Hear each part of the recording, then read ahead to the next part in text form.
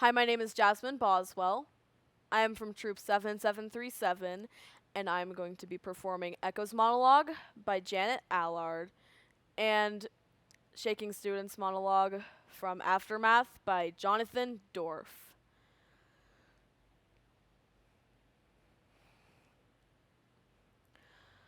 He disappeared, transformed.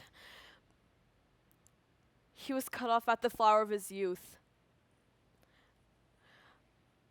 I found this where he had been, where I saw him, leaning into the pool, like a statue made out of Persian marble.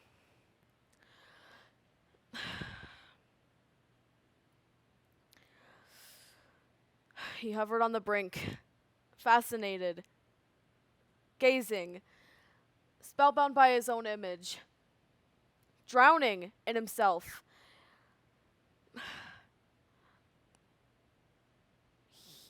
He got lost. He tried and tried, but he could not grab hold of himself. He realized what he loved was an image or reflection, wasn't even real. And when he couldn't bear it anymore, he wasted away with love. He was consumed by its fire until nothing remained of the body we loved. His eyes were like twin stars, everything shining bright and better than life.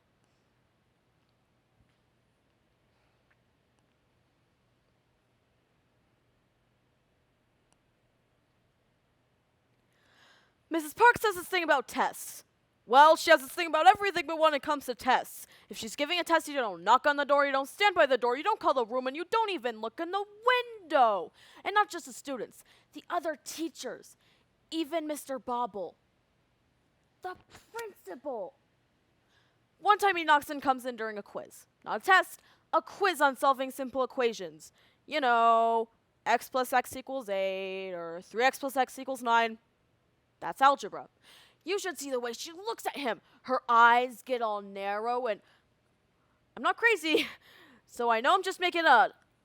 But I swear there's flames shooting from her eyes. Or maybe it's lasers. I think it's flames, though, because if I didn't know any better, I'd say there was smoke shooting from her ears. But today we're taking an all-out unit test. Not a quiz, a test. Points, lines, slopes. We're graphing till we can't graph no more. Graph those lines in the air. Graph them like you just don't care. Anyways, this man in a dark gray suit walks in, and there's also a woman wearing a dark gray suit standing at the door. And Mrs. Park's eyes start to ignite. Only the man doesn't react. Her eyes wipe totally blank. And the man says something to her real quiet. And her face washes out, and her eyes roll back into her head like they're in retreat. Emmett, she says, bring your books. Emmett packs his books into his backpack and leaves with the suits. The man inside and the woman at the door. It's back to your test, 10 minutes. And when the door closes, Emmett's gone and the suits are gone.